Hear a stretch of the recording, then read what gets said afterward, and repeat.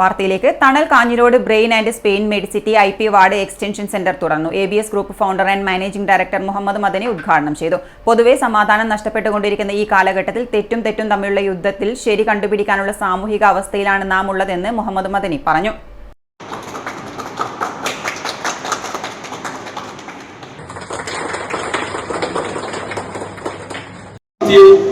ഹാപ്പിനെസ്സും നഷ്ടപ്പെട്ടുകൊണ്ടിരിക്കുകയാണ്.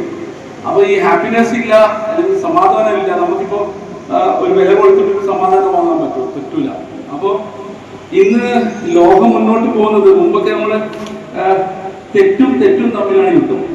മുമ്പ് തെറ്റും ശരിയും തമ്മിലാണ് യുദ്ധം. കാരണം നമ്മൾ നോക്കിക്കഴിഞ്ഞാൽ,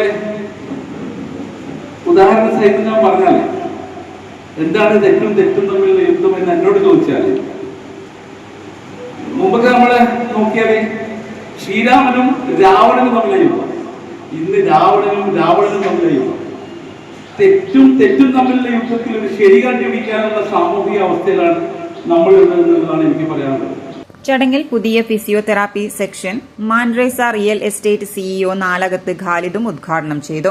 ഡോക്ടർ അബ്ദുൽ സലാം അധ്യക്ഷത വഹിച്ചു. 3 വർഷമായി സ്ട്രോക്ക്, ബ്രെയിൻ ഇഞ്ചുറി, പാർക്കിൻസൺസ് തുടങ്ങിയ രോഗങ്ങളാൽ കിടപ്പ് രോഗികളായി കഴിയുന്നവർക്ക് വിദഗ്ധ ചികിത്സയിലൂടെ പുനരധിവാസം സാധ്യമാക്കി വരുന്ന തണലിൽ രോഗികളുടെ ക്രമാതീതമായ വർധനവ് കാരണം കിടത്തി ചികിത്സയ്ക്കും തെറാപ്പിക്കുമായി 20-ലധികം പേർക്ക് പുതിയ വാർഡ് അഡ്മിഷൻ സൌകര്യം ലഭ്യമാകും. തണൽ president VV Muneer, Thanal and brain chief physiatrician doctor Sreejith, Abdul Khader Panangad, Najeeb Alippi, Naseer engineer തുടങ്ങിയവർ സംസാരിച്ചു.